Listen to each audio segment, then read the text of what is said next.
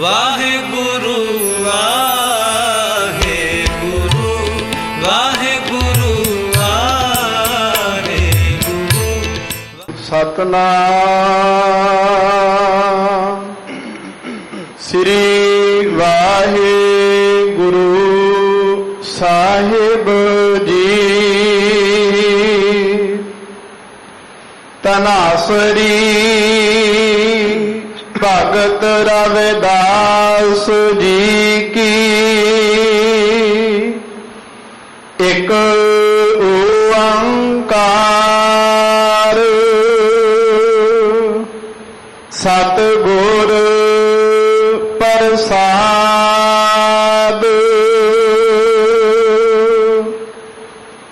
ਹਮ sir ਦੀਨ दयाल ना तुम sir अब पतियार क्या कीजै। बचनी तोर मोर मन मानै जन को पूरन दीजै। हम सर दीन दयाल ना तुम सर अब पतियार क्या कीजै। बचनी तोर मोर मन मानै जन को पूरन दीजै। हाँ बल बल जाओ रमैया कारने कारण कवन अबोल। रहाओ बहुत जन्म बिसरे थे माधो एवो जन्म तुम्हारे लेखे। कह रविदास आस लग जीवो चिर भयो दर्शन देखे। बहुत जन्म बिसरे थे माधो एव जन्म तुम्हारे लेखे। कह रविदास आस लग जीवो चिर भयो दर्शन देखे।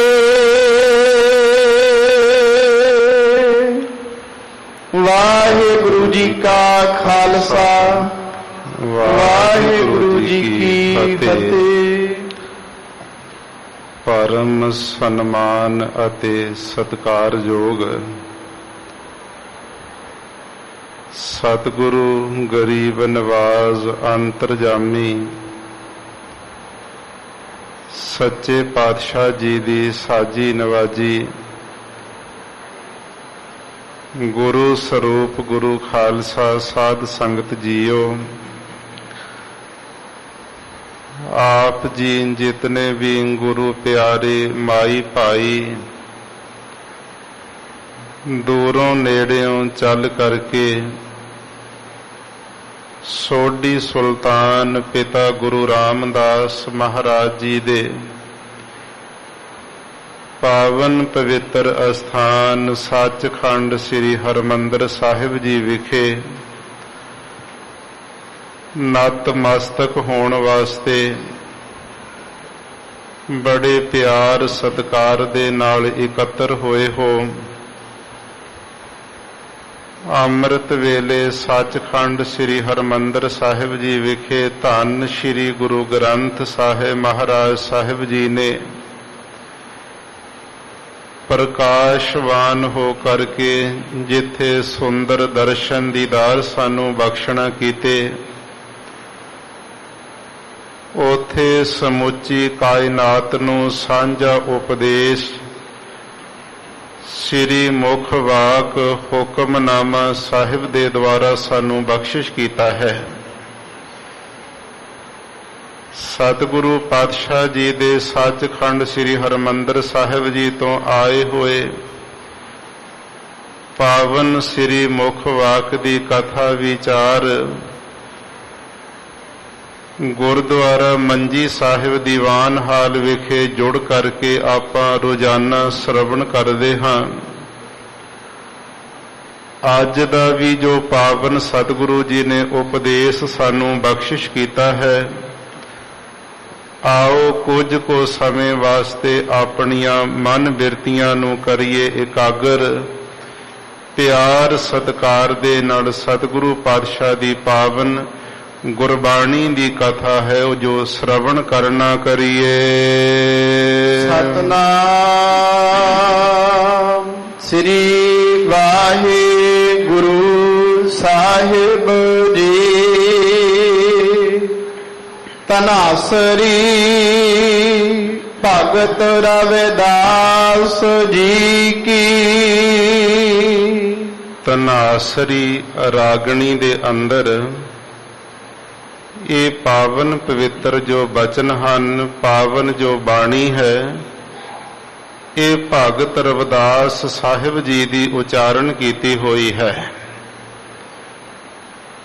ਜਿਸ ਵੇਲੇ ਧੰਨ ਗੁਰੂ ਅਰਜਨ ਦੇਵ ਸਾਹਿਬ ਮਹਾਰਾਜ ਜੀ ਨੇ ਭਾਈ ਸਾਹਿਬ ਭਾਈ ਗੁਰਦਾਸ ਸਾਹਿਬ ਜੀ ਨੂੰ ਲਿਖਾਰੀ ਲਾ ਕਰਕੇ ਗੁਰਬਾਣੀ ਇੱਕ ਜਗ੍ਹਾ ਤੇ ਸੰਚਿਤ ਕੀਤੀ, ਗ੍ਰੰਥ ਸਾਹਿਬ ਤਿਆਰ ਕੀਤੇ, ਉਸ ਵੇਲੇ ਰਾਗਾਂ ਦੀ ਤਰਤੀਬ ਦੇ ਕੇ ਸਤਿਗੁਰੂ ਪਾਤਸ਼ਾਹ ਨੇ ਬਾਣੀ ਉਚਾਰੀ।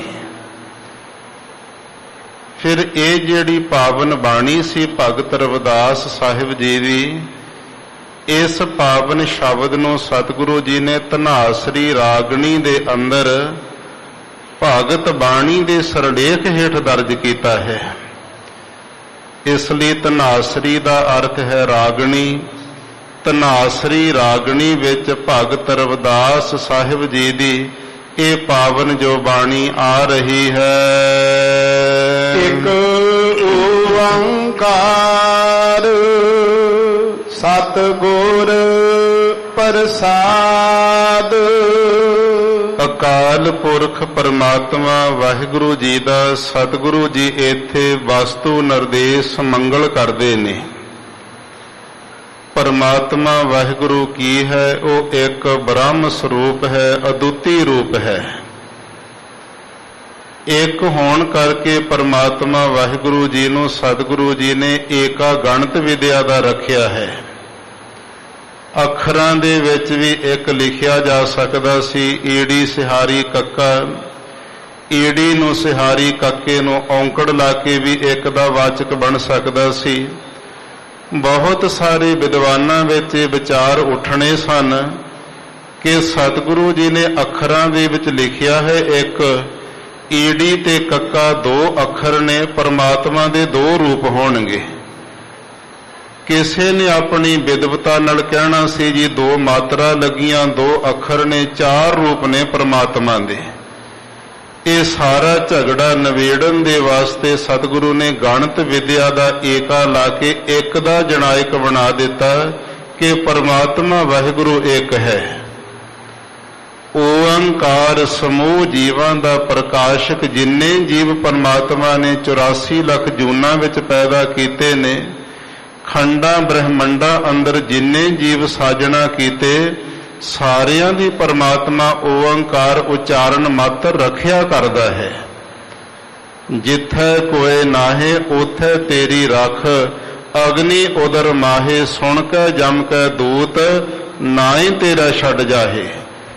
ਜਿੱਥੇ ਕੋਈ ਨਹੀਂ ਰਾਖੀ ਕਰ ਸਕਦਾ, ਉੱਥੇ ਪਰਮਾਤਮਾ ਜੀਵ ਦੀ ਰਾਖੀ ਕਰਦਾ ਹੈ।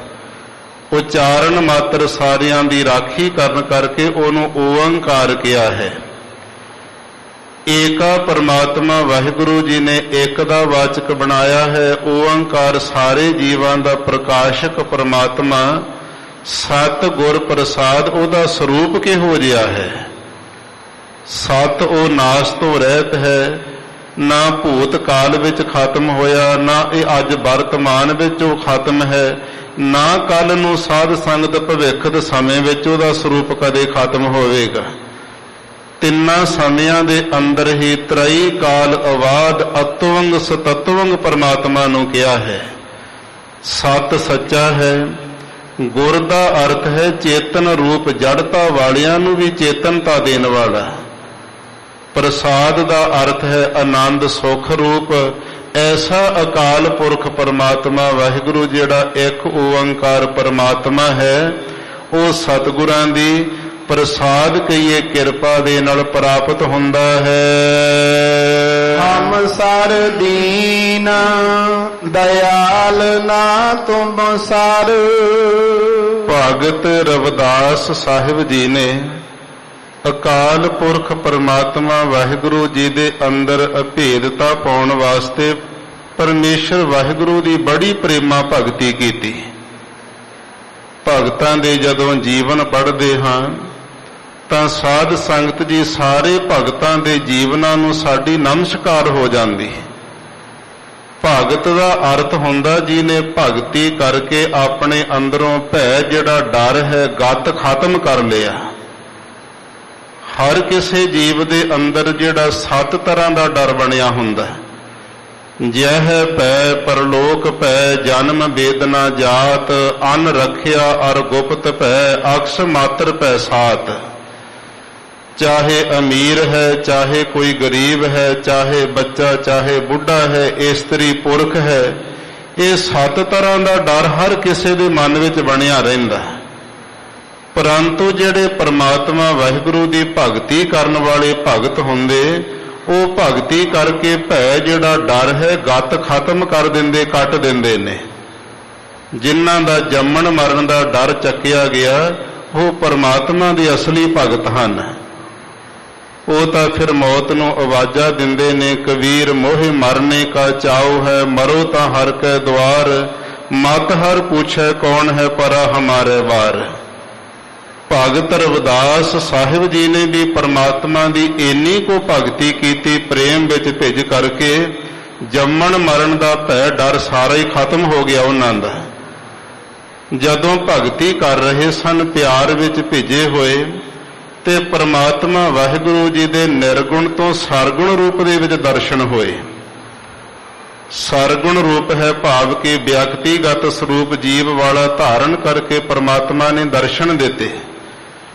ਜਦੋਂ ਭਗਤ ਜੀ ਨੇ ਨੇਤਰ ਖੋਲੇ, ਜਿਹੜਾ ਸਰੂਪ ਅੰਦਰ ਧਿਆਨ ਵਿੱਚ ਸੀ ਉਹ ਸਾਹਮਣੇ ਖੜਾ ਹੈ। ਨੇੜੇ ਹੋ ਕੇ ਭਗਤ ਰਵਿਦਾਸ ਸਾਹਿਬ ਚਰਨਾਂ ਤੇ ਮੱਥਾ ਟੇਕਣ ਲੱਗਦੇ, ਪਰਮਾਤਮਾ ਦਾ ਸਰੂਪ ਮਗਰ ਹੋ ਜਾਂਦਾ। ਫਿਰ ਉੱਥੇ ਬੜੀਆਂ ਬੇਨਤੀਆਂ ਕੀਤੀਆਂ, ਅਰਦਾਸਾਂ ਕਰਦੇ ਨੇ ਵੀ ਪਰਮਾਤਮਾ ਨਾਲ ਕੋਈ ਵਾਰਤਾਲਾਪ ਹੋ ਜਾਵੇ। ਇੱਕ ਵੀ ਬਚਨ ਪਰਮਾਤਮਾ ਨੇ ਰਸਨਾ ਤੋਂ ਭਗਤ ਰਵਿਦਾਸ ਜੀ ਨਾਲ ਸਾਂਝਾ ਨਹੀਂ ਕੀਤਾ।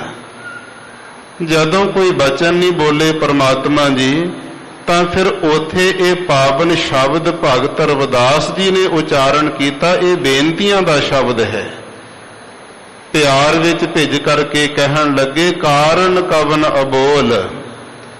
ਹੇ ਅਕਾਲ ਪੁਰਖ ਪਰਮਾਤਮਾ ਵਾਹਿਗੁਰੂ ਜੀ, ਆਪ ਜੀ ਦੇ ਅਬੋਲ ਦਾ ਅਰਥ ਹੈ ਨਾ ਬੋਲਣ ਦਾ, ਚੁੱਪ ਕਰਨ ਦਾ ਕਾਰਨ ਕੀ ਹੈ?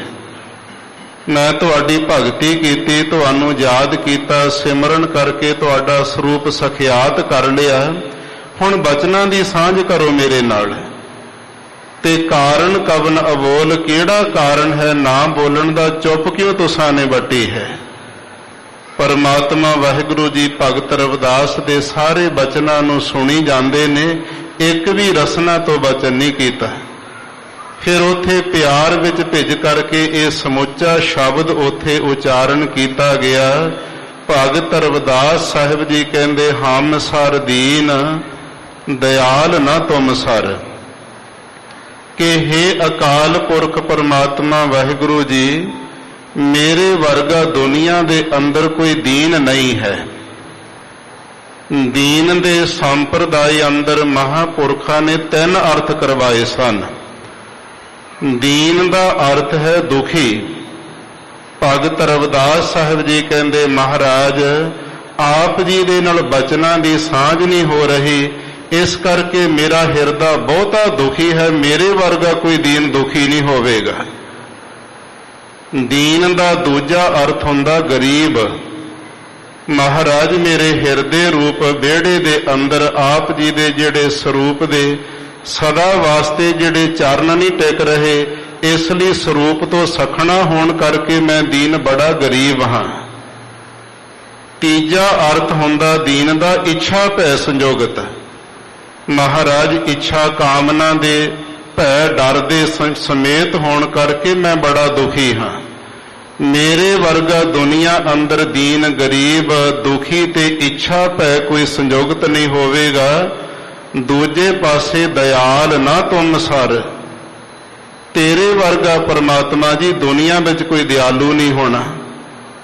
ਤੁਸੀਂ ਤੇ ਅਕਿਰਤ ਘਣਾ ਨੂੰ ਵੀ ਪਾਲੀ ਜਾਂਦੇ। ਜਿਹੜਾ ਪਰਮਾਤਮਾ ਵਾਹਿਗੁਰੂ ਦੀ ਕੀਤੀ ਹੋਈ ਨੂੰ ਵਿਸਾਰ ਦੇਵੇ, ਪਰਮਾਤਮਾ ਦੇ ਪਰਉਪਕਾਰਾਂ ਨੂੰ ਭੁਲਾ ਦੇਵੇ, ਉਹਨੂੰ ਅਕਿਰਤ ਘਣ ਕਹਿੰਦੇ ਨੇ।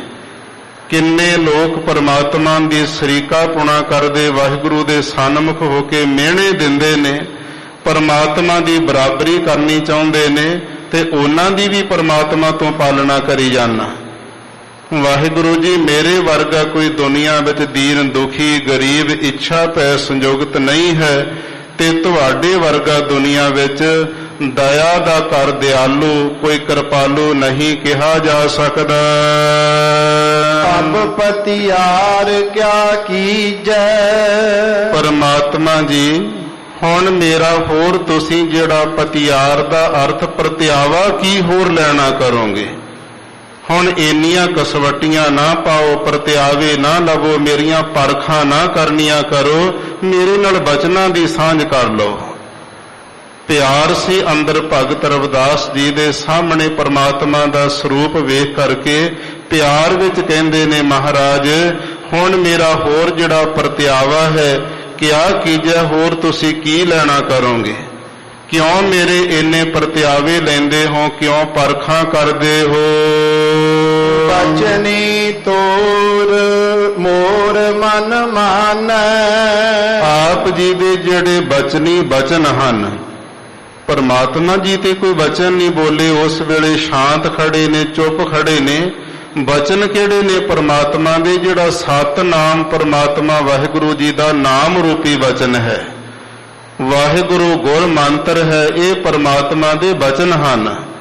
ਜਿਨ੍ਹਾਂ ਬਚਨਾਂ ਦੀ ਜਿਹੜੇ ਨਾਮ ਦੀ ਕਮਾਈ ਕਰਕੇ ਤੇਰੇ ਸਰੂਪ ਨੂੰ ਮੈਂ ਪ੍ਰਗਟ ਕਰ ਲਿਆ।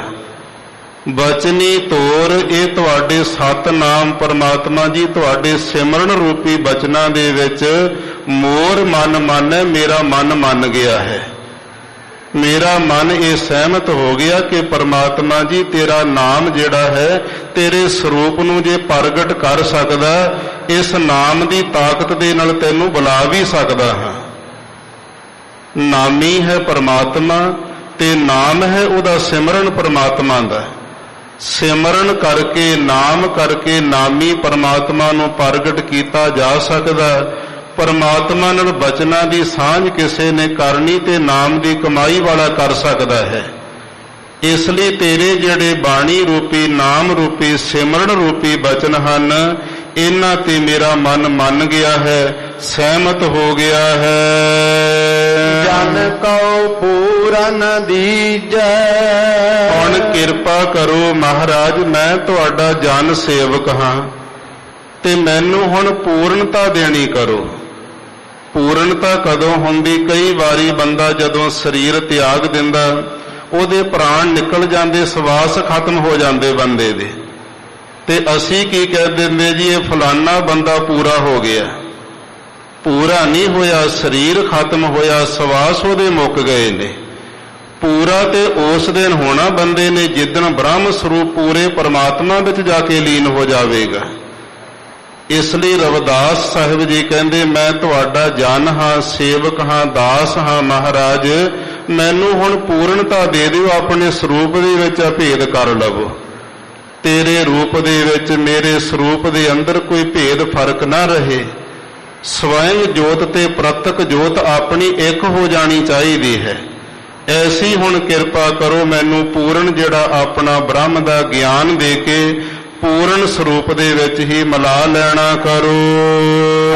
ਬਲ ਬਲ ਜਾਉ ਰਮਈਆ ਕਾਰਨੇ। ਸਤਿਗੁਰੂ ਪਾਤਸ਼ਾਹ ਮਹਾਰਾਜ ਦੇ ਪਿਆਰੇ ਭਗਤ ਰਵਿਦਾਸ ਜੀ ਪਰਮਾਤਮਾ ਦੇ ਸਾਹਮਣੇ ਬੇਨਤੀਆਂ ਕਰਦੇ ਨੇ।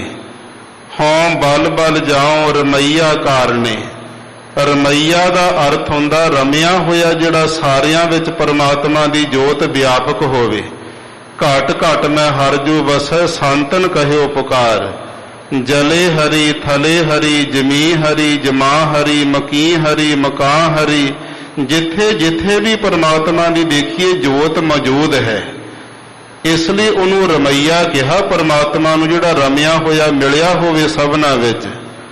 ਹੇ ਅਕਾਲ ਪੁਰਖ ਪਰਮਾਤਮਾ ਵਾਹਿਗੁਰੂ, ਤੁਸੀਂ ਸਾਰੇ ਜੀਵਾਂ ਦਾ ਕਾਰਨ ਆਧਾਰ ਆਸਰਾ ਰੂਪ ਬਣ ਕਰਕੇ ਸਾਰਿਆਂ ਦੇ ਵਿੱਚ ਹੀ ਰਮੇ ਮਿਲੇ ਹੋਏ ਹੋ। ਹਉ ਬਲ ਬਲ ਜਾਉ, ਮੈਂ ਤੁਹਾਡੇ ਤੋਂ ਬਲ ਬਲਿਹਾਰ ਜਾਂਦਾ ਹਾਂ। ਮਨ ਕਰਕੇ ਬਲਿਹਾਰ ਜਾਂਦਾ, ਸਰੀਰ ਕਰਕੇ ਬਲਿਹਾਰ ਜਾਂਦਾ ਹਾਂ, ਬਾਣੀ ਕਰਕੇ। ਮਨ ਬਾਣੀ ਸਰੀਰ ਕਰਕੇ ਆਪ ਜੀ ਦੇ ਸਰੂਪ ਤੋਂ ਬਲਿਹਾਰ ਕੁਰਬਾਨ ਜਾਣਾ ਕਰਦਾ ਹਾਂ। ਕਾਰਨ ਕਵਨ ਅਬੋਲ। ਇੰਨੀ ਕੋ ਕਿਰਪਾ ਕਰਕੇ ਆਪ ਜੀ ਬਖਸ਼ਿਸ਼ ਕਰਕੇ ਦੱਸ ਦਿਓ ਕਿ ਤੁਹਾਡੇ ਅਬੋਲ ਨਾ ਬੋਲਣ ਦਾ ਕਾਰਨ ਕੀ ਹੈ।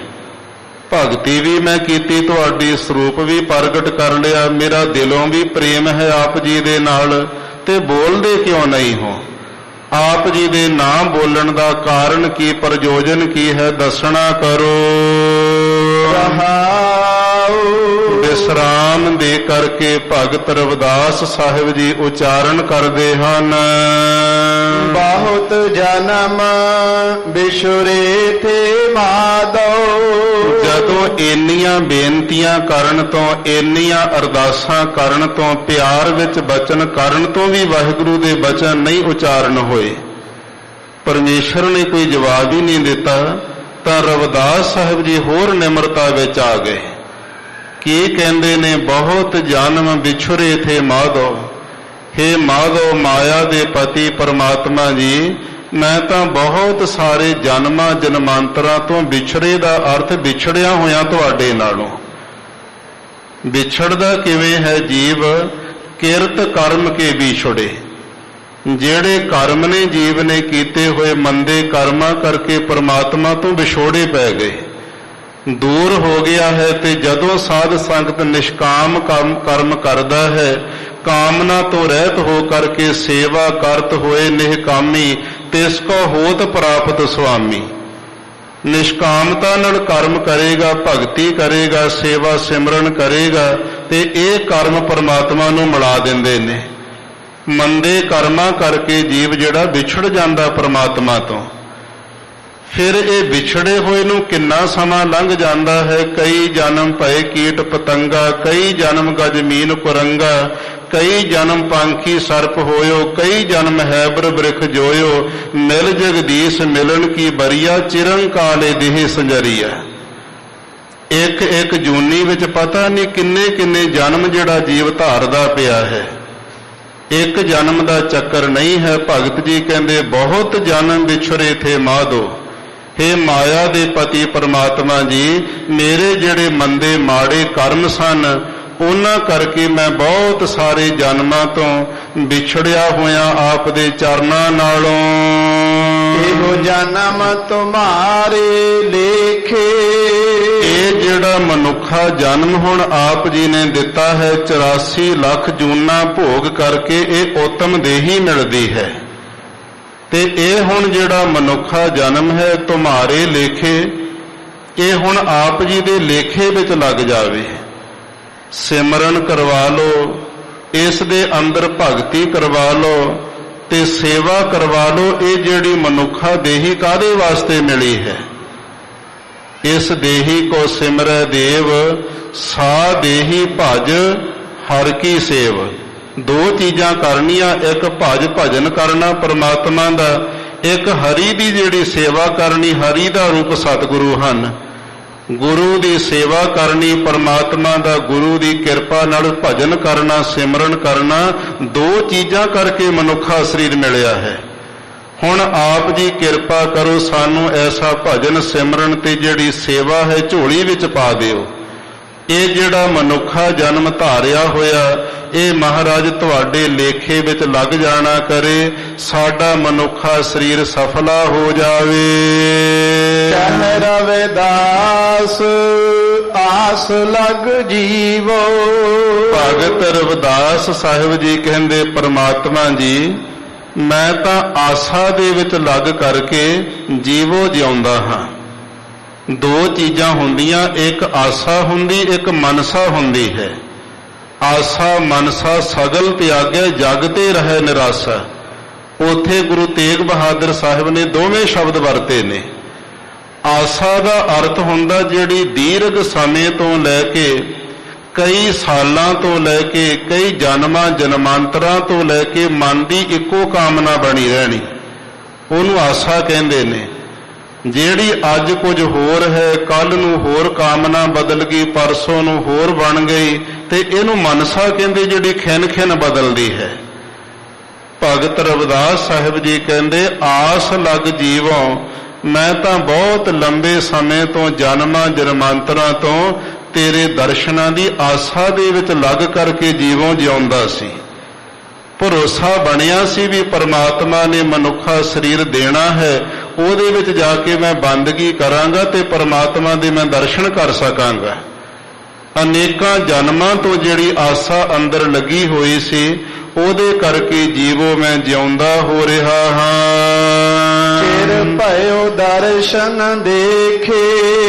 ਜਿਹੜੇ ਆਪ ਜੀ ਦੇ ਅੱਜ ਮੈਂ ਦਰਸ਼ਨ ਦੇਖਣਾ ਕੀਤੇ ਨੇ, ਤੇ ਇਹਨਾਂ ਦਰਸ਼ਨਾਂ ਨੂੰ ਕੀਤਿਆਂ ਨੂੰ ਬਹੁਤ ਚਿਰ ਹੋ ਚੁੱਕਿਆ ਸੀ, ਕਿਉਂਕਿ ਪਿੱਛੇ ਵੀ ਜਿਹੜਾ ਜੀਵ ਹੈ ਸਾਧ ਸੰਗਤ ਇਹਨਾਂ ਜਨਮਾਂ ਜਨਮਾਂਤਰਾਂ ਵਿੱਚੋਂ ਲੰਘ ਕੇ ਆਉਂਦਾ ਹੈ। ਇਹੀ ਨਹੀਂ ਵੀ ਇੱਕੋ ਵਾਰੀ ਮਨੁੱਖਾ ਸਰੀਰ ਮਿਲਦਾ ਹੈ, ਪਿੱਛੇ ਵੀ ਜੀਵ ਨੇ ਧਾਰਨ ਕੀਤਾ ਤੇ ਅਸੀਂ ਅਜਾਈਂ ਗਵਾ ਲੈਂਦੇ ਹਾਂ। ਕਿੰਨੇ ਗੁਰੂ ਦੇ ਪਿਆਰੇ ਗੁਰੂ ਦੀ ਸੰਗਤ ਕਰਕੇ ਉਹਦੇ ਦਰਸ਼ਨਾਂ ਤੱਕ ਪਹੁੰਚ ਜਾਂਦੇ ਨੇ, ਤੇ ਇਸ ਲਈ ਕਿੰਨਾ ਲੰਬਾ ਸਮਾਂ ਹੋ ਚੁੱਕਿਆ ਹੈ ਆਪ ਜੀ ਦੇ ਦਰਸ਼ਨ ਕੀਤਿਆਂ ਨੂੰ, ਤੇ ਹੁਣ ਕਿਰਪਾ ਕਰਕੇ ਮੈਨੂੰ ਉਪਦੇਸ਼ ਦਿਓ। ਜਦੋਂ ਇਹ ਸ਼ਬਦ ਸੰਪੂਰਨ ਕੀਤਾ ਭਗਤ ਰਵਿਦਾਸ ਜੀ ਨੇ, ਪਰਮਾਤਮਾ ਨੇ ਘੁੱਟ ਕੇ ਭਗਤ ਰਵਿਦਾਸ ਜੀ ਨੂੰ ਗਲਵਕੜੀ ਵਿੱਚ ਲੈ ਲਿਆ। ਫਿਰ ਕਿਹਾ, ਰਵਿਦਾਸ ਜੀ ਤੇਰੇ ਪ੍ਰੇਮ ਕਰਕੇ ਮੈਨੂੰ ਵਿਅਕਤੀਗਤ ਜਿਹੜਾ ਸਰਗੁਣ ਰੂਪ ਧਾਰਨ ਕਰਨਾ ਪਿਆ। ਜੋ ਤੇਰੇ ਮਨ ਦੀ ਤਮੰਨਾ ਹੈ, ਕਾਮਨਾ, ਇੱਛਾ ਹੈ, ਬੋਲ ਕੇ ਮੰਗ ਲੈ। ਫਿਰ ਅੱਗੇ ਵਾਲਾ ਜਿਹੜਾ ਸ਼ਬਦ ਹੈ, ਇਹ ਭਗਤ ਰਵਿਦਾਸ ਜੀ ਨੇ ਪਰਮਾਤਮਾ ਦੇ ਕੋਲੋਂ ਪਰਮੇਸ਼ਰ ਦਾ ਸਿਮਰਨ ਮੰਗਿਆ ਸੀ ਕਿ ਚਿੱਤ ਕਰਕੇ ਮੈਂ ਸਦਾ ਤੇਰੇ ਸਿਮਰਨ ਦੇ ਵਿੱਚ ਲੀਨ ਹੁੰਦਾ ਰਹਾ, ਇਹ ਮੇਰੇ ਤੇ ਆਪ ਜੀ ਕਿਰਪਾ ਕਰੋ। ਇਸ ਲਈ ਪਰਮਾਤਮਾ ਵਾਹਿਗੁਰੂ ਨੇ ਦਰਸ਼ਨ ਦੀਦਾਰੇ ਬਖਸ਼ਿਸ਼ ਕਰਕੇ ਭਗਤ ਰਵਿਦਾਸ ਜੀ ਦੇ ਉਸ ਜੀਵਨ ਨੂੰ ਸਫਲਿਆਂ ਬਣਾਇਆ। ਉਸ ਭਗਤ ਰਵਿਦਾਸ ਜੀ ਨੇ ਇਹ ਪਾਵਨ ਪਵਿੱਤਰ ਸ਼ਬਦ ਉਸ ਵੇਲੇ ਉਚਾਰਨ ਕੀਤਾ ਜਦੋਂ ਵਾਹਿਗੁਰੂ ਦੇ ਦਰਸ਼ਨ ਹੋਏ। ਅੱਜ ਅੰਮ੍ਰਿਤ ਵੇਲੇ ਸੱਚਖੰਡ ਸ੍ਰੀ ਹਰਿਮੰਦਰ ਸਾਹਿਬ ਜੀ ਤੋਂ ਸਮੁੱਚੀ ਕਾਇਨਾਤ ਨੂੰ ਇਹ ਸਾਂਝਾ ਉਪਦੇਸ਼ ਹੁਕਮਨਾਮੇ ਦੇ ਦੁਆਰਾ ਸਾਨੂੰ ਬਖਸ਼ਿਆ ਹੈ। ਸੋ ਸਾਧ ਸੰਗਤ ਜੀ, ਆਓ ਹੁਣ ਜੋ ਪਾਵਨ ਅਸਥਾਨਾਂ ਤੇ ਲੜੀਵਾਰ ਰੂਪ ਦੇ ਵਿੱਚ ਕਥਾ ਵਿਚਾਰ ਚੱਲ ਰਹੀ ਹੈ, ਕੁਝ ਸਮੇਂ ਲਈ ਆਪਾਂ ਗੁਰਬਾਣੀ ਦੀ ਲੜੀਵਾਰ ਕਥਾ ਨਾਲ ਜੁੜਨਾ ਕਰੀਏ ਜੀ। ਮਹੱਲਾ ਪੰਜਵਾ। ਧੰਨ ਸ੍ਰੀ ਗੁਰੂ ਅਰਜਨ ਦੇਵ ਸਾਹਿਬ ਮਹਾਰਾਜ ਜੀ ਦੀ ਉਚਾਰਨ ਕੀਤੀ ਹੋਈ ਰਾਮ ਕਲੀ ਦੀ ਦੂਸਰੀ ਜਿਹੜੀ ਵਾਰ ਚੱਲ ਰਹੀ ਹੈ। ਇਸ ਵਾਰ ਦੇ ਸਾਧ ਸੰਗਤ ਜੀ ਤਿੰਨ ਜਿਹੜੇ ਸ਼ਲੋਕ, ਮਹੱਲੇ, ਪੌੜੀਆਂ ਉਹ ਪੂਰਨ ਹੋ ਚੁੱਕੀਆਂ ਨੇ, ਤੇ ਚੌਥਾ ਜਿਹੜਾ ਸੀ ਸ਼ਲੋਕ ਮਹੱਲਾ ਪੰਜਵਾ, ਧੰਨ ਸੋ ਰਾਗ ਸੁਰੰਗੜੇ, ਤੇ ਇਹ ਜਿਹੜਾ ਪਾਵਨ ਸ਼ਲੋਕ ਸੀ ਮਹੱਲਾ, ਇਹ ਕੱਲ ਦੀ ਕਥਾ ਵਿੱਚ ਪੂਰਾ ਹੋਇਆ ਹੈ। ਅੱਜ ਗੁਰੂ ਅਰਜਨ ਦੇਵ ਸਾਹਿਬ ਮਹਾਰਾਜ ਜੀ ਮਹੱਲਾ ਪੰਜਵਾ, ਸ਼ਹੀਦਾਂ ਦੇ ਸਰਤਾਜ ਗੁਰੂ ਅਰਜਨ ਸਾਹਿਬ ਜੀ ਪਾਵਨ ਉਪਦੇਸ਼ ਸਾਨੂੰ ਬਖਸ਼ਿਸ਼ ਕਰਦੇ ਹਨ। ਧੰਨ ਸੋ ਵੇਲਾ ਘੜੀ ਧੰਨ। ਸਤਿਗੁਰੂ ਪਾਤਸ਼ਾਹ ਮਹਾਰਾਜ ਜੀ ਕਹਿੰਦੇ, ਵੇਲੇ ਦਾ ਅਰਥ ਹੁੰਦਾ ਸਮਾਂ, ਵਕਤ ਕਹਿ ਸਕਦੇ ਹਾਂ। ਤੇ ਉਹ ਜਿਹੜਾ ਵੇਲਾ ਵਕਤ ਹੈ, ਸਮਾਂ ਹੈ, ਉਹ ਧੰਨਤਾ ਦੇ ਯੋਗ ਹੈ। ਕਿਹੜਾ ਸਮਾਂ? ਜਦੋਂ ਗੁਰੂ ਦਾ ਸਿੱਖ ਗੁਰੂ ਦੇ ਦਰਸ਼ਨ ਕਰਨ ਵਾਸਤੇ ਜਾਂਦਾ ਹੈ, ਉਹ ਸਮਾਂ ਧੰਨਤਾ ਦੇ ਯੋਗ ਬਣ ਜਾਂਦਾ। ਤੇ ਘੜੀ ਧਨ, ਫਿਰ ਜਦੋਂ ਸਾਧ ਸੰਗਤ ਦੇ ਵਿੱਚ ਜਾ ਕਰਕੇ ਬੈਠਦਾ ਹੈ, ਸਾਧ ਸੰਗਤ ਜੀ ਗੁਰੂ ਦੇ ਕੋਲ ਜਾ ਕੇ, ਤੇ ਉਹ ਘੜੀ ਵੀ ਧੰਨਤਾ ਦੇ ਯੋਗ ਬਣ ਜਾਂਦੀ ਹੈ। ਘੜੀ ਹੁੰਦੀ ਹੈ 60 ਪਲਾਂ ਦੀ। ਅੱਜ ਦੇ ਹਿਸਾਬ ਨਾਲ 24 ਕੁ ਮਿੰਟ ਦੇ ਸਮੇਂ ਦੀ ਇੱਕ ਘੜੀ ਬਣ ਜਾਂਦੀ। ਜਦੋਂ ਗੁਰੂ ਦਾ ਸਿੱਖ ਇੱਕ ਘੜੀ ਜਾ ਕਰਕੇ ਜੁੜਦਾ ਹੈ ਗੁਰੂ ਚਰਨਾਂ ਵਿੱਚ, ਕਬੀਰ ਏਕ ਘੜੀ ਆਧੀ ਘੜੀ ਆਧੀ ਹੂੰ ਤੇ ਆਦ ਭਗਤਨ ਸੇਤੀ ਗੋਸ਼ਟੇ ਜੋ ਕੀਨੇ ਸੋ ਲਾਭ। ਇੱਕ ਘੜੀ ਜਦੋਂ ਜੁੜੇਗਾ ਜਾ ਕਰਕੇ, ਉਹ ਘੜੀ ਵੀ ਧੰਨਤਾ ਦੇ ਯੋਗ ਬਣ ਜਾਵੇਗੀ। ਸਤਿਗੁਰੂ ਪਾਤਸ਼ਾਹ ਕਹਿੰਦੇ ਉਹ ਵੇਲਾ ਜਦੋਂ ਗੁਰੂ ਦੇ ਦਰਸ਼ਨ ਕਰਨੇ, ਉਹ ਵੇਲਾ ਵੀ ਧੰਨਤਾ ਦੇ ਯੋਗ ਹੈ। 24 ਕੁ ਮਿੰਟ ਦੀ ਜਿਹੜੀ ਘੜੀ ਹੈ, ਗੁਰੂ ਦੀ ਸਾਧ ਸੰਗਤ ਦੇ ਵਿੱਚ ਜਾ ਕੇ ਜਦੋਂ ਜੁੜ ਕੇ ਬੈਠੇਗਾ, ਉਹ ਘੜੀ ਦਾ ਸਮਾਂ ਵੀ ਜਿਹੜਾ ਹੈ ਸਾਧ ਸੰਗਤ ਧੰਨਤਾ ਯੋਗ ਬਣ ਜਾਂਦਾ। ਧਨ ਮੂਰਤ ਪਲ ਸਾਰ, ਜਿਹੜਾ ਮੂਰਤ ਹੁੰਦਾ ਇਹ ਮਹੂਰਤ ਬਣਦਾ 2 ਘੜੀ ਦਾ ਸਮਾਂ, ਭਾਵ ਕਿ 48 ਕੁ ਮਿੰਟ ਦਾ ਸਮਾਂ, ਜਿਹੜਾ ਇੰਨੇ ਸਮੇਂ ਨੂੰ ਮਹੂਰਤ ਕਹਿੰਦੇ ਨੇ। ਜਦੋਂ ਗੁਰੂ ਦਾ ਸਿੱਖ ਗੁਰੂ ਦੇ ਕੋਲ ਜਾ ਕਰਕੇ 2 ਘੜੀਆਂ ਦਾ ਸਮਾਂ ਕੀਰਤਨ ਸੁਣਦਾ ਹੈ, ਗੁਰੂ ਦੀ ਵਿਚਾਰ ਸੁਣਦਾ, ਗੁਰੂ ਦੀ ਬਾਣੀ ਨੂੰ ਸੁਣਦਾ ਹੈ, ਤੇ ਉਹ ਮਹੂਰਤ 2 ਘੜੀਆਂ ਦਾ ਸਮਾਂ ਵੀ ਧੰਨਤਾ ਦੇ ਯੋਗ ਬਣ ਜਾਂਦਾ। ਪਲ ਸਾਰ, ਤੇ ਪਲ ਜਿਹੜਾ ਹੈ ਇਹ ਘੜੀ ਦਾ 60ਵਾਂ ਹਿੱਸਾ ਹੁੰਦਾ ਹੈ, ਕਿਉਂਕਿ ਪਹਿਲਾਂ ਦੱਸਿਆ ਵੀ 60 ਪਲਾਂ ਦੀ ਇੱਕ ਘੜੀ ਬਣਦੀ ਸੀ ਪੁਰਾਣੇ ਸਮੇਂ। ਘੜੀ ਦਾ 60ਵਾਂ ਜਿਹੜਾ ਹਿੱਸਾ ਪਲ ਹੈ, ਤੇ ਉਹ ਪਲ ਸਾਰ, ਉਹ ਸ੍ਰੇਸ਼ਟ ਸਮਾਂ ਬਣ ਜਾਂਦਾ। ਇੰਨਾ ਕੁ ਸਮਾਂ ਵੀ ਕਦੋਂ ਪਲ ਸਫਲਾ ਹੁੰਦਾ, ਪਲ ਧੰਨਤਾ ਦੇ ਯੋਗ ਕਦੋਂ ਬਣੇਗਾ? ਜਦੋਂ ਸਾਰ ਦਾ ਅਰਥ ਹੈ ਸਿਧਾਂਤ ਰੂਪ ਪਰਮਾਤਮਾ ਦੀ ਵਿਚਾਰ ਗੁਰੂ ਸੁਣਾਵੇਗਾ। ਗੁਰੂ ਸਾਹਿਬ ਜਦੋਂ ਬ੍ਰਹਮ ਦੀ ਵਿਚਾਰ ਸੁਣਾਵੇਗਾ, ਚਾਹੇ ਪਲ ਸਮਾਂ ਹੀ ਸੁਣਨੀ ਕਰੇ, ਓਨੇ ਸਮੇਂ ਦੇ ਵਿੱਚ ਹੀ ਜੀਵ ਦੀ ਕਲਿਆਣ ਹੋ ਜਾਂਦੀ ਹੈ। ਗੁਰੂ ਸਾਹਿਬ ਦੀ ਕਿਰਪਾ ਦੇ ਨਾਲ ਜਿਹੜਾ ਪਲ ਸਮਾਂ ਹੈ ਉਹ ਵੀ ਧੰਨਤਾ ਦੇ ਯੋਗ ਹੈ। ਤੇ ਮਹੂਰਤ 2 ਘੜੀਆਂ ਦਾ ਸਮਾਂ, ਇੱਕ ਘੜੀ ਦਾ ਜਿਹੜਾ ਸਮਾਂ ਹੈ, ਤੇ ਵੇਲਾ ਜਿੰਨਾ ਵੀ ਸਾਰਾ ਧੰਨਤਾ ਦੇ ਯੋਗ ਬਣ ਜਾਂਦਾ ਜਦੋਂ ਗੁਰੂ ਚਰਨਾਂ ਵਿੱਚ ਸਿੱਖ ਜੁੜ ਜਾਂਦਾ ਹੈ। ਧਨ ਸੋ ਦਿਨ ਸੋ ਸੰਜੋਗੜਾ, ਉਹ ਜਿਹੜਾ ਦਿਨ ਹੈ ਉਹ ਧੰਨਤਾ ਦੇ ਯੋਗ ਹੈ। ਜਦੋਂ ਗੁਰਸਿੱਖ ਦਾ ਗੁਰੂ ਦੇ ਨਾਲ ਜਾ ਕੇ ਸੰਜੋਗ ਕਹੀਏ ਸੰਬੰਧ ਹੁੰਦਾ ਹੈ, ਗੁਰੂ ਦੀ ਸੰਗਤ ਦੇ ਵਿੱਚ ਜਾ ਕੇ ਜੁੜਦਾ, ਗੁਰੂ ਦੇ ਚਰਨਾਂ ਵਿੱਚ ਜੁੜਦਾ ਹੈ। ਡਿਠਾ ਗੁਰ ਦਰਸਾਰ, ਜਿਹੜੇ ਸਮੇਂ ਵਿੱਚ ਤੇ ਜਿਹੜੇ ਦਿਨ ਦੇ ਵਿੱਚ ਗੁਰੂ ਦੇ ਜਾ ਕੇ ਦਰਸਾਰ ਦਰਸ਼ਨਾਂ ਨੂੰ ਡਿਠਾ ਵੇਖਣਾ ਕੀਤਾ, ਉਹੀ ਦਿਨ ਸਫਲਾ ਹੈ। ਬਾਕੀ ਦਿਨ ਲੇਖੇ ਵਿੱਚ ਨਹੀਂ ਲੱਗਦੇ। ਇਸੇ ਲਈ ਗੁਰੂ ਦੇ ਪਿਆਰੇ ਗੁਰਸਿੱਖਾਂ ਦੇ ਨਿਯਮ ਹੁੰਦੇ ਨੇ ਕਿ ਬਾਣੀ ਪੜ੍ਹ ਕੇ ਨਿਤਨੇਮ ਕਰਕੇ ਫਿਰ ਗੁਰੂ ਦੇ ਦਰਸ਼ਨ ਕਰਨੇ, ਫਿਰ ਕੋਈ ਅੰਨ ਜਲ ਮੂੰਹ ਦੇ ਵਿੱਚ ਪਾਉਣਾ, ਕਿਉਂਕਿ ਉਹ ਫਿਰ ਸਾਰਾ ਦਿਨ ਸਫਲਾ ਬਣ ਜਾਂਦਾ ਗੁਰਸਿੱਖਾਂ ਦਾ ਜਦੋਂ ਇਸ ਤਰ੍ਹਾਂ ਦਰਸ਼ਨਾਂ ਦੀ ਇੱਛਾਵਾਨ ਹੋ ਕੇ ਦਰਸ਼ਨ ਕਰਦੇ ਨੇ। ਜਾਂ ਦੂਜਾ ਅਰਥ ਹੈ ਪੰਕਤੀ ਦਾ, ਧਨ ਸੋ ਦਿਨਸ ਸੰਜੋਗੜਾ।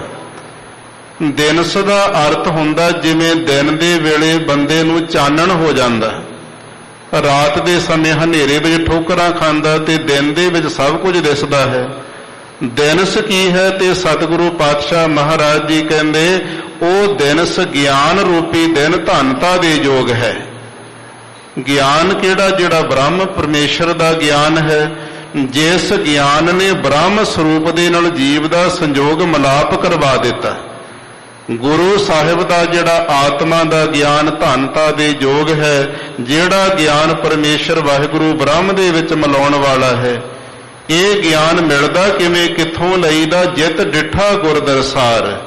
ਜਿਹੜੇ ਗੁਰੂ ਦੇ ਪਿਆਰੇ ਗੁਰੂ ਦੇ ਦਰਸ਼ਨ ਦੇਖਦੇ ਨੇ, ਜਾ ਕੇ ਗੁਰੂ ਦੇ ਦਰਸ਼ਨ ਕਰਦੇ, ਅਰਦਾਸ ਕਰਦੇ ਨੇ, ਮਹਾਰਾਜ ਸਾਨੂੰ ਵੀ ਕੋਈ ਗਿਆਨ ਧਿਆਨ ਬਖਸ਼ ਦਿਓ। ਫਿਰ ਧਿਆਨੀਆਂ ਦੇ ਧਿਆਨ ਜੁੜ ਜਾਂਦੇ ਨੇ, ਗਿਆਨੀਆਂ ਨੂੰ ਬ੍ਰਹਮ ਦਾ ਗਿਆਨ ਦੇ ਦਿੰਦੇ ਸਤਿਗੁਰੂ ਜੀ। ਇਹ ਸਾਰਾ ਕੁਝ ਗੁਰੂ ਦੇ ਦਰਸ਼ਨ ਤੱਕਣ ਦੇ ਨਾਲ ਹੀ ਜੀਵ ਨੂੰ ਪ੍ਰਾਪਤ ਹੁੰਦਾ ਹੈ। ਮਨ ਕੀਆ ਇੱਛਾ ਪੂਰੀਆ, ਜਿਹੜੀਆਂ ਮਨ ਦੇ ਅੰਦਰ ਇੱਛਾਵਾਂ ਬਣੀਆਂ ਸੀ, ਮਨ ਵਿੱਚ ਕਾਮਨਾਵਾਂ ਬਣੀਆਂ ਹੋਈਆਂ ਸਨ, ਉਹ ਸਾਰੀਆਂ ਪੂਰੀਆਂ ਹੋ ਗਈਆਂ ਹਨ। ਹਰ ਪਾਇਆ ਅਗਮ ਅਪਾਰ, ਮਨ ਦੀਆਂ ਮੁਰਾਦਾਂ ਕਦੋਂ ਹਾਸਲ ਹੁੰਦੀਆਂ, ਕਾਮਨਾਵਾਂ ਕਦੋਂ ਪੂਰੀਆਂ ਹੁੰਦੀਆਂ, ਜਦੋਂ ਹਰਿਆ ਕਰਨ ਵਾਲੇ ਹਰੀ ਪਰਮਾਤਮਾ ਨੂੰ, ਜਿਹੜਾ ਅਗਮ ਮਨ ਦੀ ਗਮਤਾ ਤੋਂ ਪਰੇ ਹੈ, ਅਪਾਰ ਪਾਰਾਵਾਰ ਤੋਂ ਰਹਿਤ ਹੈ, ਪ੍ਰਕਿਰਤੀ ਤੋਂ ਪਰੇ ਹੈ ਪਰਮਾਤਮਾ, ਉਸ ਵਾਹਿਗੁਰੂ ਦੇ ਸਰੂਪ ਨੂੰ ਜਦੋਂ ਜੀਵ ਪਾ ਲੈਂਦਾ, ਮਨ ਦੀਆਂ ਤਮਾਮ ਕਾਮਨਾਵਾਂ ਜੀਵ ਦੀਆਂ ਪੂਰੀਆਂ ਹੋ ਜਾਂਦੀਆਂ। ਹਉਮੈ ਟੁੱਟਾ ਮੋਹੜਾ, ਇੱਕ ਤਾਂ ਜੀਵ ਦੇ ਅੰਦਰ ਹਉਮੈ ਬਹੁਤ ਵੱਡੀ ਬਣੀ ਹੋਈ ਹੈ। ਜੋ ਵੀ ਕੰਮ ਕਰਦਾ ਮੈਂ ਕੀਤਾ, ਮੈਂ ਕਰਾਂਗਾ, ਮੇਰੇ ਕਰਕੇ ਹੋਵੇਗਾ, ਹਉਮੈ ਵਿੱਚ ਹੀ ਤੁਰਿਆ ਫਿਰਦਾ। ਹਉਮ ਵਿੱਚ ਜੰਮਿਆ, ਹਉਮ ਵਿੱਚ ਮੁਆ, ਜਨਮ ਵੇਲੇ ਵੀ ਹਉਮੈ ਸੀ ਤੇ ਮੁਆ ਮਰਦੇ ਹੋਏ ਨੇ ਵੀ ਹਉਮੈ ਨਹੀਂ ਛੱਡੀ ਹੈ। ਇਹ ਜਿਹੜੀ ਹਉਮੈ ਸੀ ਜੀਵ ਦੇ ਅੰਦਰ, ਤੇ ਦੂਸਰਾ ਜਿਹੜਾ ਮੋਹੜਾ ਮੋਹ ਬੜਾ ਹੈ ਇਹਦੇ ਅੰਦਰ, ਆਪਣੇ ਸਰੀਰ ਦਾ ਹੀ ਮੋਹ ਕਰੀ ਜਾਂਦਾ, ਸਰੀਰ ਨੂੰ ਛੱਡ ਕੇ ਪਰਿਵਾਰਾਂ ਦਾ ਮੋਹ ਕਰਦਾ, ਪਰਿਵਾਰਾਂ ਨੂੰ ਛੱਡ ਕੇ ਸੰਬੰਧੀਆਂ ਦਾ, ਚੇਲਿਆਂ ਚਾਟੜਿਆਂ ਦਾ, ਡੇਰਿਆਂ ਦਾ ਮੋਹ ਕਰੀ ਜਾਂਦਾ, ਜ਼ਮੀਨਾਂ ਜਾਇਦਾਦਾਂ ਦੇ ਮੋਹ ਜੀਵ ਦੇ ਮਨ ਵਿੱਚ ਵਸੇ ਹੋਏ ਨੇ। ਜਦੋਂ ਸਤਿਗੁਰੂ ਕਿਰਪਾ ਕਰ ਦਿੰਦੇ ਨੇ, ਦੋਵੇਂ ਚੀਜ਼ਾਂ ਨੂੰ ਟੁੱਟਾ ਤੋੜ ਦਿੰਦੇ ਨੇ। ਹਉਮੈ ਟੁੱਟਾ ਮੋਹੜਾ, ਇੱਕ ਤਾਂ ਹਉਮੈ ਟੁੱਟ ਜਾਂਦੀ ਸਿੱਖ ਦੀ, ਦੂਸਰਾ ਮੋਹੜਾ ਜਿਹੜਾ ਮੋਹ ਹੈ ਇਹ ਟੁੱਟ ਜਾਂਦਾ ਹੈ। ਸਾਧ ਸੰਗਤ ਜੀ, ਇਸੇ ਤਰ੍ਹਾਂ ਜਿਹੜੀ ਇਹ ਹਉਮੈ ਦਾ ਮੋਹੜਾ ਗੱਡਿਆ ਹੋਇਆ, ਪੁਰਾਣੇ ਸਮੇਂ ਦੇ ਅੰਦਰ ਜਦੋਂ ਕਿਸੇ ਨਗਰ ਦਾ ਨੀਂਹ ਕੋਈ ਰੱਖਦੇ ਸੀ ਤੇ ਕਹਿੰਦੇ ਸੀ ਜੀ ਫਲਾਣੇ ਨੇ ਮੋਹੜੀ ਗੱਡੀ ਹੈ। ਮੋਹੜਾ ਕੀ ਹੁੰਦਾ? ਜਿਹੜੀ ਕੋਈ ਬਾੜ ਕਰੀ ਦੀ ਨਗਰ ਦੇ ਆਲੇ ਦੁਆਲੇ ਕੋਈ ਕੰਧ ਕੀਤੀ ਹੋਵੇ ਤੇ ਜਿੱਥੋਂ ਦੀ ਬੰਦਾ ਉਸ ਕਿਲੇ ਦੇ ਅੰਦਰ ਕੰਧ ਤੋਂ ਅੰਦਰ ਤੇ ਬਾਹਰ ਜਾ ਸਕੇ, ਦਰਵਾਜ਼ਾ ਹੋਵੇ, ਚਾਹੇ ਘਾਹ ਫੂਸ ਦਾ ਬਣਾ ਕੇ ਛਿੜਕਾ ਜਿਹਾ ਰੱਖਿਆ ਹੋਵੇ, ਚਾਹੇ ਲੋਹੇ ਦਾ ਲੱਕੜ ਦਾ ਦਰਵਾਜ਼ਾ, ਤੇ ਉਹਨੂੰ ਮੋਹੜਾ ਕਹਿੰਦੇ ਨੇ।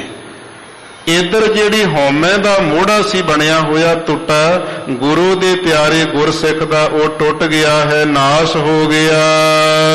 ਇੱਕ ਸੱਚ ਨਾਮ ਆਧਾਰ, ਹਉਮੈ ਕਦੋਂ ਟੁੱਟਦੀ ਹੈ, ਮੋਹ ਕਦੋਂ ਜਾਂਦਾ, ਹਉਮੈ ਦਾ ਮੋਹੜਾ ਕਦੋਂ ਚੁੱਕਿਆ ਜਾਂਦਾ? ਗੁਰੂ ਅਰਜਨ ਦੇਵ ਸਾਹਿਬ ਜੀ ਕਹਿੰਦੇ ਇੱਕ ਸੱਚ ਨਾਮ ਆਧਾਰ। ਜਦੋਂ ਗੁਰੂ ਦੇ ਪਿਆਰੇ ਗੁਰਸਿੱਖ ਨੂੰ ਇੱਕ ਸੱਚੇ ਨਾਮ ਦਾ ਆਧਾਰ ਆਸਰਾ ਮਿਲ ਜਾਵੇ, ਜਦੋਂ ਸੱਚੇ ਨਾਮ ਦਾ ਆਸਰਾ ਮਿਲ ਗਿਆ, ਹਉਮੈ ਵੀ ਨਹੀਂ ਰਹਿੰਦੀ ਉੱਥੇ ਤੇ ਮੋਹ ਵੀ ਚੁੱਕਿਆ ਜਾਂਦਾ। ਪਰਮੇਸ਼ਰ ਦੇ ਨਾਮ ਕਰਕੇ ਦੋਵੇਂ ਹੀ ਟੁੱਟ ਜਾਂਦੇ ਨੇ, ਖਤਮ ਹੋ ਜਾਂਦੇ। ਜਨ ਨਾਨਕ ਲੱਗਾ ਸੇਵਹਾਰ, ਸਤਿਗੁਰੂ ਪਾਤਸ਼ਾਹ ਮਹਾਰਾਜ ਜੀ ਕਹਿੰਦੇ ਅਸੀਂ ਜਨ ਸੇਵਕ ਪਰਮਾਤਮਾ ਦੇ ਦਾਸ ਤਾਂ ਇੱਕ ਸੇਵਾ ਦੇ ਵਿੱਚ ਲੱਗੇ ਹਾਂ। ਸੇਵਾ ਕਿਹੜੀ ਲੱਗੇ ਨੇ? ਸਤਿਗੁਰੂ ਪਾਤਸ਼ਾਹ ਜੀ ਕਹਿੰਦੇ ਉਹ ਪਰਮਾਤਮਾ ਦਾ ਨਾਮ ਜਪਣਾ ਤੇ ਜਪਾਉਣਾ। ਆਪ ਜਪੈ ਅਵਰੈ ਨਾਮ ਜਪਾਵੈ, ਇਹ ਬਹੁਤ ਵੱਡੀ ਸੇਵਾ ਹੈ। ਪਹਿਲਾਂ ਜਿਹੜਾ ਆਪ ਜਪੇਗਾ ਉਹ ਦੂਜੇ ਨੂੰ ਜਪਾ ਸਕਦਾ ਹੈ। ਐਸੀ ਜਿਹੜੀ ਸੇਵਾ ਸੀ ਪਰਮਾਤਮਾ ਵਾਹਿਗੁਰੂ ਜੀ ਦੇ ਨਾਮ ਨੂੰ ਜਪਣਾ ਤੇ ਜਪਾਉਣ ਦੀ, ਉਸ ਵਿੱਚ ਅਸੀਂ ਦਾਸ ਸੇਵਕ ਲੱਗ ਗਏ ਹਾਂ। ਉਤਰਿਆ ਸਗਲ ਸੰਸਾਰ, ਇਹ ਸੇਵਾ ਨੂੰ ਕਿਉਂ ਸਤਿਗੁਰੂ ਜੀ ਨੇ ਚੁਣਨਾ ਕੀਤਾ, ਕਿਉਂ ਗ੍ਰਹਿਣ ਕੀਤਾ ਹੈ? ਪਰਮਾਤਮਾ ਦਾ ਸਿਮਰਨ ਕਰਨਾ ਤੇ ਕਰਵਾਉਣਾ, ਇਹਦੇ ਨਾਲ ਸਗਲ ਸੰਸਾਰ, ਸਾਰਾ ਸੰਸਾਰ ਹੀ ਉਧਰਿਆ ਤਰਿਆ ਹੈ। ਜਿਹੜੇ ਜਿਹੜੇ ਤਰੇ ਨੇ ਪਿੱਛੇ ਭਗਤਾਂ ਦੇ ਜੀਵਨ ਪੜ੍ਹ ਕੇ ਵੇਖ ਲਓ, ਤੇ ਸਾਧ ਸੰਗਤ ਪਰਮਾਤਮਾ ਦਾ ਸਿਮਰਨ ਕਰਕੇ ਉਹ ਮੁਕਤ ਹੋ ਗਏ। ਪੁਰੀਆਂ ਵਸ ਗਈਆਂ ਭਗਤ ਧਰੂੰ ਜੀ ਵਰਗਿਆਂ ਦੀਆਂ, ਆਪਣੀਆਂ ਪੁਰੀਆਂ ਨੂੰ ਪਿਆਰਿਆਂ ਨੂੰ ਲੈ ਤੁਰਦੇ ਨੇ ਸਿਮਰਨ ਕਰਨ ਵਾਲੇ। ਇਸ ਲਈ ਪਰਮਾਤਮਾ ਵਾਹਿਗੁਰੂ ਜੀ ਦਾ ਜਿਹੜਾ ਨਾਮ ਜਪਣਾ ਤੇ ਜਪਾਉਣਾ, ਇਹ ਦੁਨੀਆ ਦੇ ਸਭ ਤੋਂ ਵੱਡੀ ਸੇਵਾ ਹੈ।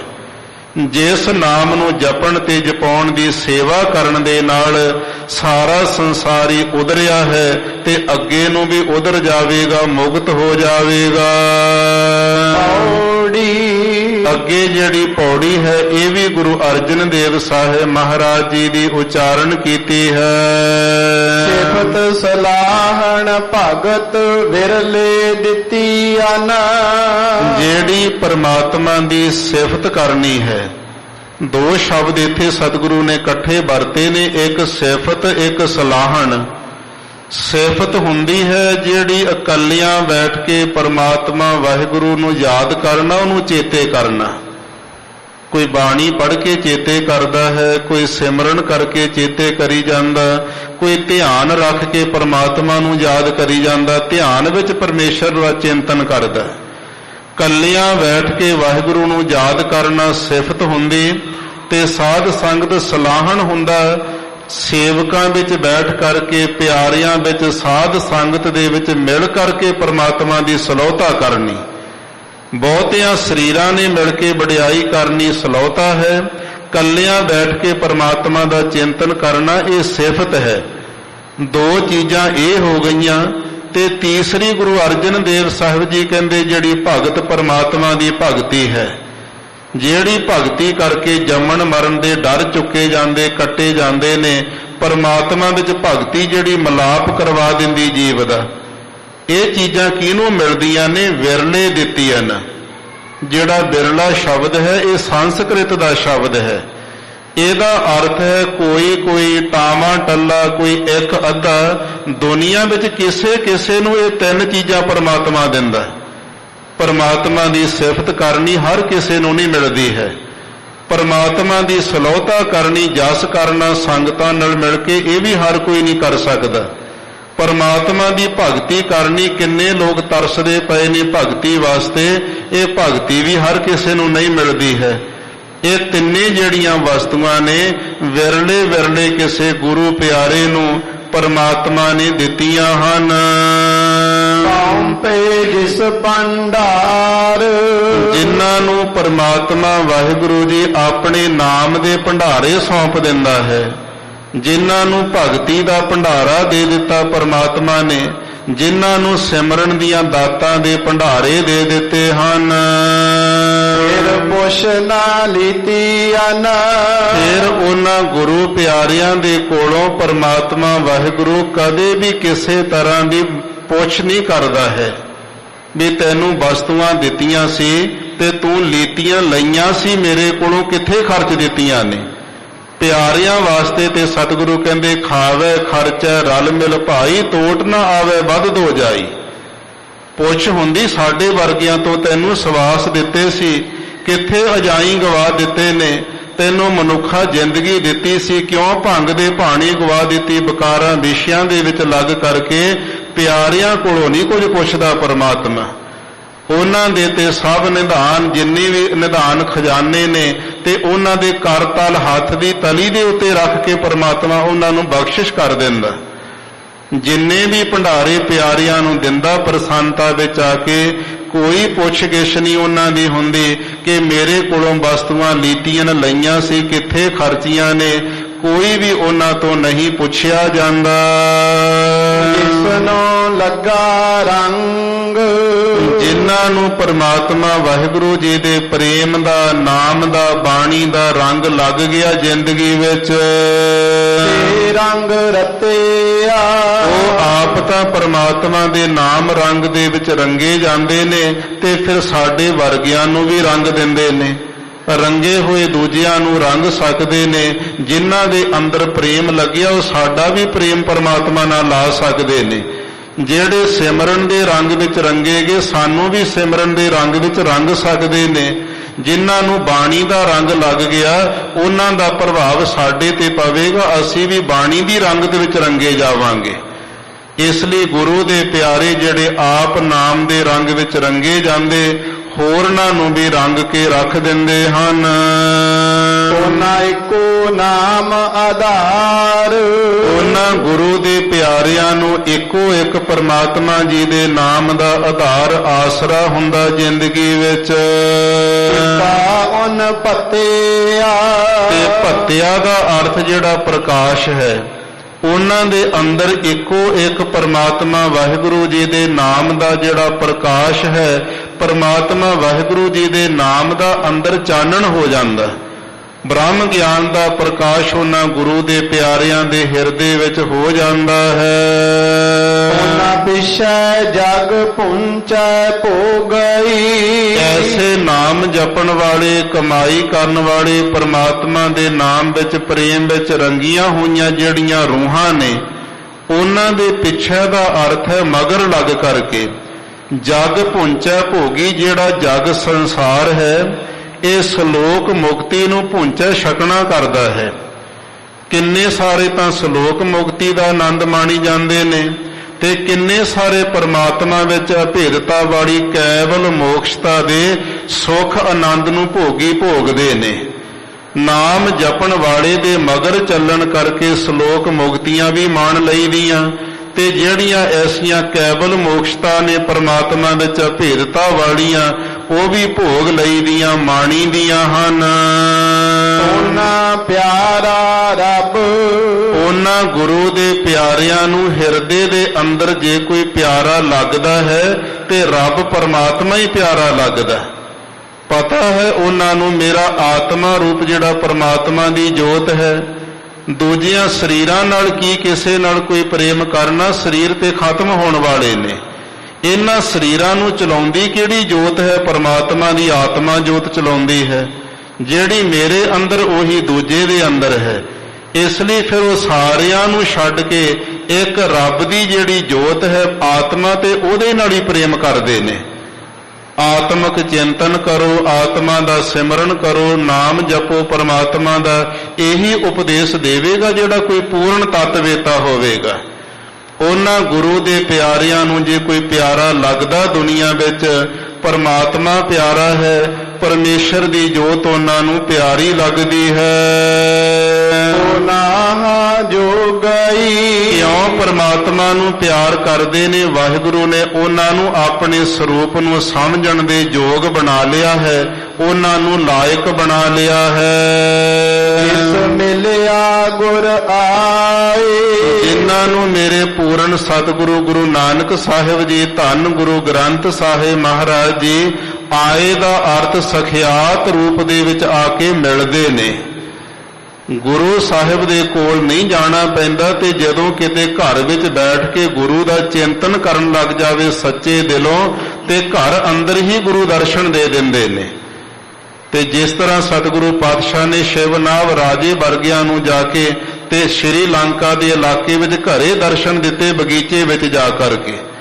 ਪੂਰੇ ਗੁਰੂ ਦੀ ਇਹ ਕਲਾ ਹੁੰਦੀ, ਜਿੱਥੇ ਜਿੱਥੇ ਕੋਈ ਯਾਦ ਕਰਦਾ ਉੱਥੇ ਉੱਥੇ ਜਾ ਕਰਕੇ ਫਿਰ ਗੁਰੂ ਦਾ ਸਿੱਖ ਤੇ ਸਤਿਗੁਰੂ ਉਹਨੂੰ ਦਰਸ਼ਨ ਦੇ ਕੇ ਨਿਹਾਲ ਕਰਦੇ ਨੇ। ਪਹਿਲਾਂ ਗੁਰੂ ਦੇ ਕੋਲ ਸਿੱਖ ਨੂੰ ਜਾਣਾ ਪਵੇਗਾ, ਸ਼ਰਧਾ ਹੋਣੀ ਚਾਹੀਦੀ ਗੁਰੂ ਦੇ ਚਰਨਾਂ ਤੇ, ਫਿਰ ਸਤਿਗੁਰੂ ਸਖਿਆਤ ਹੋ ਕੇ ਦਰਸ਼ਨ ਦੇ ਦਿੰਦੇ ਨੇ। ਜਿਨ੍ਹਾਂ ਨੂੰ ਭਾਈ ਪਰਮਾਤਮਾ ਦਾ ਰੂਪ ਗੁਰੂ ਮਿਲ ਜਾਂਦੇ ਹਨ, ਤਿਨ ਪ੍ਰਭ ਜਾਣਿਆ, ਉਹਨਾਂ ਦੀ ਇੰਨੀ ਉੱਚੀ ਅਵਸਥਾ ਬਣ ਜਾਂਦੀ ਹੈ ਕਿ ਉਹਨਾਂ ਨੇ ਪ੍ਰਭੂ ਪਰਮਾਤਮਾ ਨੂੰ ਜਾਣਿਆ, ਜਾਣ ਲਿਆ। ਜਿਵੇਂ ਭਾਈ ਬੂੜਾ ਜੀ ਨੂੰ ਮਿਲੇ ਨੇ ਗੁਰੂ ਨਾਨਕ ਸਾਹਿਬ ਜੀ, ਬ੍ਰਹਮ ਗਿਆਨੀ ਬਣਾ ਦਿੱਤਾ ਤੇ ਧੰਨ ਬਾਬਾ ਬੁੱਢਾ ਸਾਹਿਬ ਜੀ ਦੀ ਪਦਵੀ ਦੇ ਦਿੱਤੀ।